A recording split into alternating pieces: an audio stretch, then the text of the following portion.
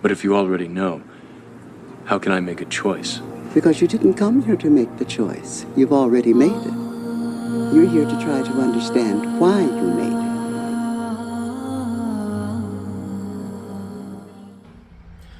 Good morning and happy Sunday to all of you. I am your Uncle James, the wandering agnostic teacher. And I'm here today to talk about service from the heart as service to others. Service without sincerity is fruitless and pointless. You must be honest with yourself, then you can find sweet fruit in service to others. When we find joy in our passions and find sincerity in our duty through joy. So I want to tell you a story. Well, first of all, I'm going to tell you, go ahead and sit back, relax, drink your coffee, sip of tea, whatever you want to do. So we'll go through a little short story. This is a story about Miss Gates. Miss Gates was a typical Midwest lady. She wasn't rich. Maybe she was kind of poor by some standards, but she had a job, and she was able to pay her bills. In her day job, she was pretty much bored and unfulfilled. Like most jobs, she worked for bosses, sometimes made her miserable. Well, some jobs, not all bosses are miserable, but some are, not all of them. And at times she felt like she was not getting, fulfillment from work. Sometimes she'd get up in the morning and she would she would get up in the morning and not want to go to work. She didn't want to have to deal with people or deal with her boss anymore, or whatever the case may be. So sometimes she didn't want to go to work.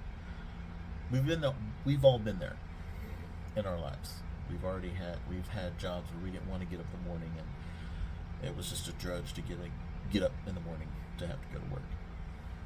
Her job was primarily customer service.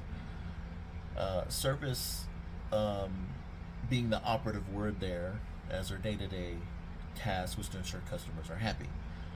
Now, anyone who's ever been in customer service or did anything face-to-face, like in retail or anything like that, there can be some nasty customers out there, particularly here in America, where a lot of people here feel entitled.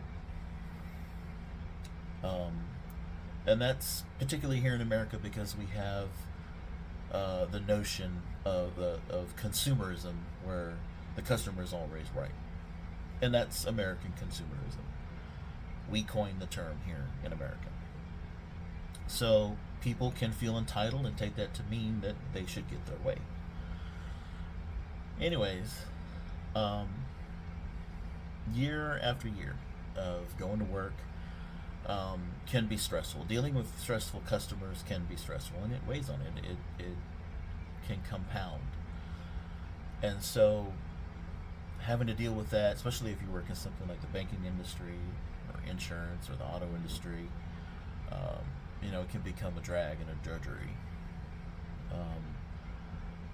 Anything involving money is usually stressful for customers, and it's stressful for people who have to service customers.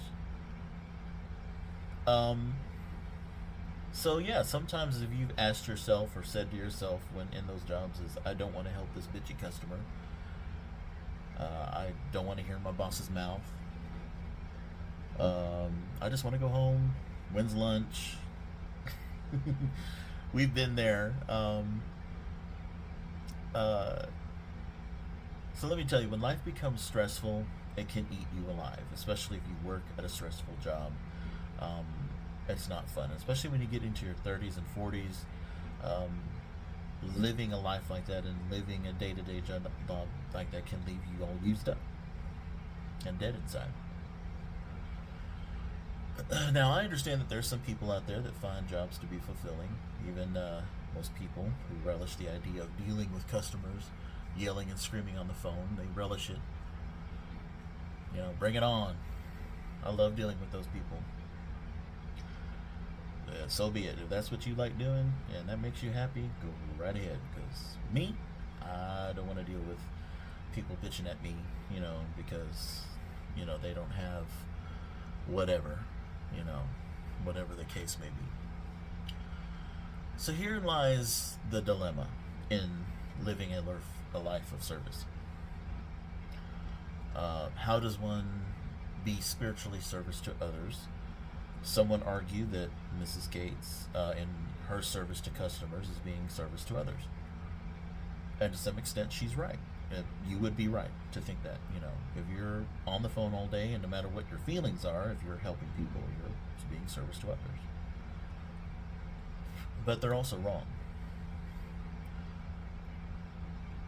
Taking a look at Mrs. Gates, and what else she does in her life, she also works during.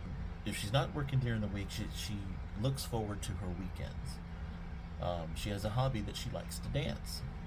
She's good at it. She's graceful. She's very expressive, and she practices for hours on end. And she also dances and plays with the tambourine on Sunday through 2 Sunday services, one early in the morning and one that's later in the day, in the afternoon, and she dances all of them in the worship service. And in this, she's very happy with what she does. She brings grace and joy to the Sunday service. And she takes her joy so far that when she wears beautiful white gowns with colorful sashes, and she plays a tambourine that has these long, streaming, colorful streamers on the end of the tambourine. Each color is representative of something meaningful, such as red for the color of Christ's blood, purple for sacrifice, and white for purity, and so on and so on. Every dance, every moment has meaning to her. And it had meaning to God. And in this, she looks forward in every week, and I think this is probably how she gets up in the morning and she gets through a stressful week, is she looks forward to dancing on Sunday worship. This is her joy. I mean, not only she's good at what she does, but she's so good that she's even, she was even chosen to be the dance coordinator for all the rest of the dancers. She teaches them. And she leads that group, and in that she learns, leadership with the tambourine group. Now, compare the 2 things that she does in life that she primarily focuses on: her work and her dance at work. At Sunday worship service. Both of them are service to others, but only one of them is pure. So she works her 9 to 5, and then she dances on Sunday. Both are service to God. But only one is going to be, only one of the sacrifices is going to be a sweet fruit to God, as being service to others, being service to God. Which in my mind is exactly the same thing. Being service to others is also being service to God. There is no difference. They are the same. God is in everything. Everything exists in God. Our lives should be focused on bearing fruit. And I'll tell you, this is part of the key to learning the meaning of life. How can we see this? How do we learn how to be service to others? Like, what does we do? Let's, and we'll get back to Mrs. Gates here in a little while. We can also look to nature to figure out, to learn what this means, or what does this look like. You will hear me say many times that nature. We need to look to nature as a teacher, as a guide. Nature is God's creation. God gets a lot of mileage out of his creation. Creation is also there to teach us important lessons about ourselves and about the nature of God. Take, for instance, a fruit-bearing tree. And all plants, including trees, require soil, water, and sunshine to grow. The soil is there for the nutrients so that it can bear fruit.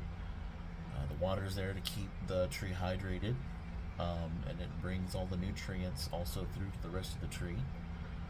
And the sunshine is to help it make it grow. By process of photosynthesis, that's when a tree and many other plants convert carbon dioxide into oxygen. That's one way that plants and trees are service to others.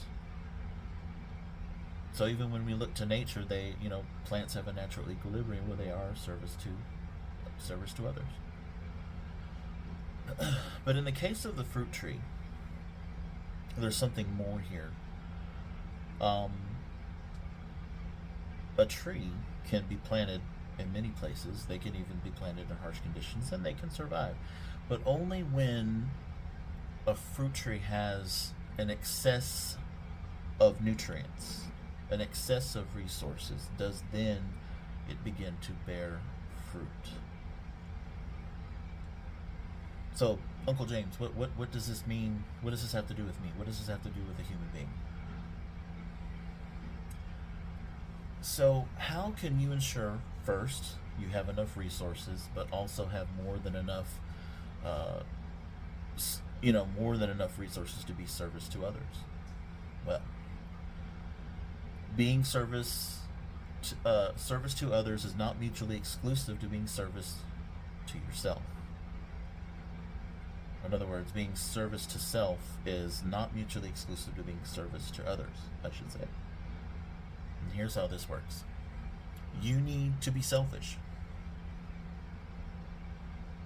And indeed, you have to be selfish at first, self-centered, in order to become service to others.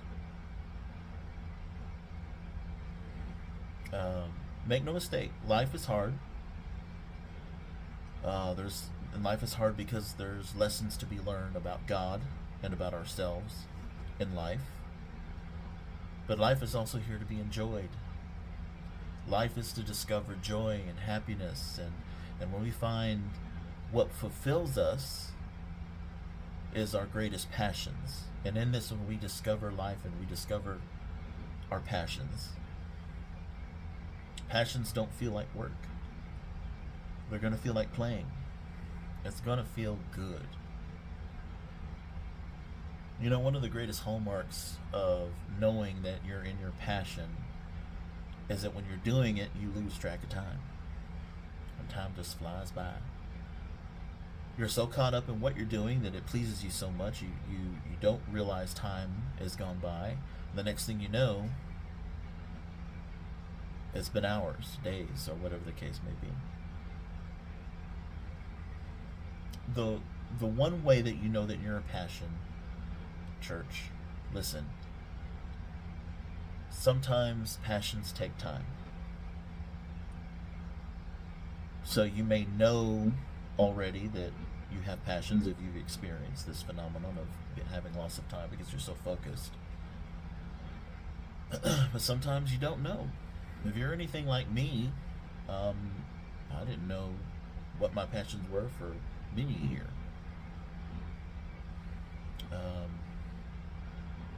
Early on, I had a passion for video games. But Uncle James, what does that have to do? How does that help anybody? Well, hold on. We'll get to that. There's something in that. People can have some of the most mundane passions out there that they're so into. And there's probably something there that can be used as service to others.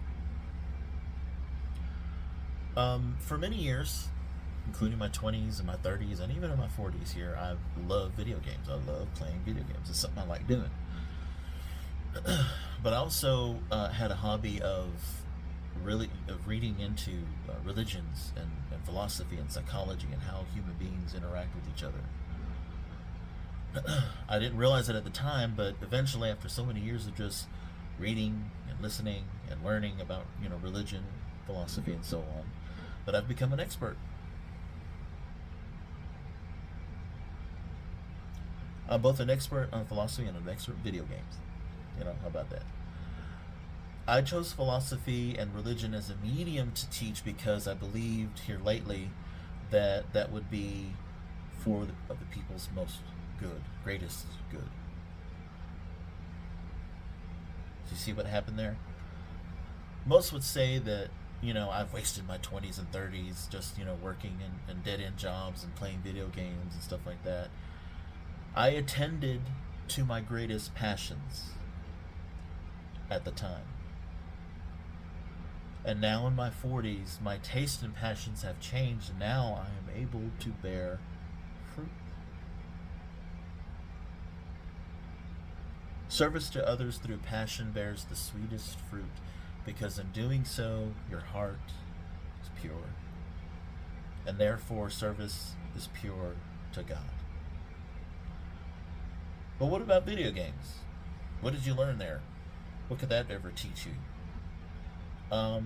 Yeah, I did learn something out of video games. Even if I chose to make YouTube channel about playing video games, making YouTube channels about giving that information to people, tips and tricks and how to play games and so on, or whatever the case may be, that is service to others, as long as it comes from your greatest passion. You see that? And that is when it's pure. That is when it's self-honest. That is the sweet fruit. You can find, as I said, you can find service to others in the most mundane, puerile of activities, as long as it fulfills your greatest passion, and in your most, it makes you the most happy in doing it. Just because as many of you see it now, some of you may not see it now. You may be doing something that you're passionate about, but you don't see how it's going to be service to others. Eventually you will learn that it can. You'll eventually learn what your passions are. Sometimes learning your passions takes years. This is where your emotional guidance system is very important. Doing things, many things, your feelings will tell you what you like doing the most. You're gonna know, especially when you're young, what you don't like doing. Things change. Tastes change. Sometimes when you get older, you'll find that things that you focus on are different and your passions change. And that is natural. You want that to happen. You want life to be dynamic. I said, well, Uncle James, I have many things I like doing. Well, pick one. Pick one that makes you the most happiest and stick to that.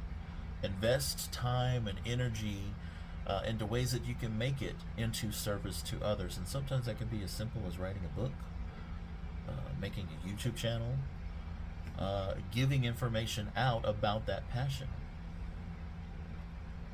This way, it is pure. You might also say, well, Uncle James, I like sex. I'm good at sex. Will that work? Honey, if all you're good at is sex and all you enjoy and that's your greatest passion, then it can be made to be service to other and it can be pure.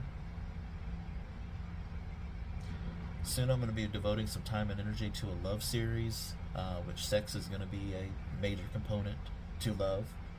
Make no doubt about it, in the human condition, in the human experience. There's going to be some fascinating information about that, so stay tuned to this channel, and you'll learn a lot from that. That's going to be some interesting information about love and sex and how that all has to do with God. A quick word about sex. Sex is inherently, by itself, is not a bad or sinful thing. I know there's a lot of prudish people out there and ultra-religious people who have negative views about the subject. For instance, some of the idea that sex should only be used for procreation. This is a lie. This is not in line with true nature and true spirituality. Nature and spirituality being as one thing, one and equal with each other. They cannot be separated. Each must be embraced together to truly be spiritual. No separation of the two. But like sex, things like food or alcohol, these things can be a double-edged sword. If you're not careful, these things can consume you as much as and make you addicted. Um, and then, if you start doing things out of addiction, church, and this is God's honest truth, when you start doing things out of addiction, it becomes sin. And this is that's where real sin comes in. Because you're no longer being honest with yourself. You're not doing something out of passion. You're doing something out of addiction, and that's wrong. Nature and spirituality must be held in balance, so that life can be enjoyed. That's why you don't want things like sex or food or alcohol to consume you. Now, don't get me wrong, addiction is a powerful teacher in life. Sometimes many of us have to go through those things to learn important lessons. They're there for you. Those addictions are there for you to learn important lessons. So, kind of bringing this weekly sermon, to a little bit of a conclusion, church, with the example of Miss Gates, the story about Miss Gates earlier. Finding your greatest passion is service to self. All right, and then service to self is not mutually exclusive to service to others, as I said. And so you must focus on yourself and be selfish, be self-centered, so that you can find what makes you the most happy. Maybe you're at a point where, I got the selfish thing down pat, but how do I find service to God? What do I do? How do I make this a service? Ask the universe. Ask God. God is here to support you. If you simply ask Him to reveal your passions to you, He will. It will. The universe will reveal these things to you. And you're going to find some interesting things are going to start to happen. You may find that you're all of a sudden into things that you wouldn't thought that you would be into before. So much into it that it's consuming a lot of your time. That entails a passion. Ask God, whatever God you believe in. Ask your guides, ask the universe to show you what your passions are. And then forget. Forget that you ever asked. The forgetting part is crucial because it is a fundamental part about letting go and letting God. You'll find many magical things start happening when you start getting into stuff that you thought you would have never gotten into, only because you asked God to reveal it to you and you let it go. You forget about it. And so here it comes. Now, in return, let's say you find a passion, you find something that you're into. In return, you turn that into a service to God, a service to others, service to God. Like the tree that bears fruit, you and God can work together to ensure that you have more than enough resources so that you can bear fruit. God doesn't want you to just live in survival mode. No. Because you can't do anything out of survival mode. If you're living day to day just surviving, it's not going to work.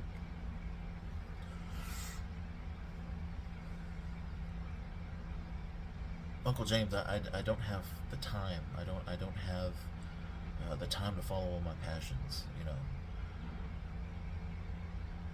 Ask God. Ask the universe. For that you need the time and the money and the space to follow your passions. Ask God with the understanding that He will help you find the cooperative components that is needed to all to come together to allow you to follow your passions.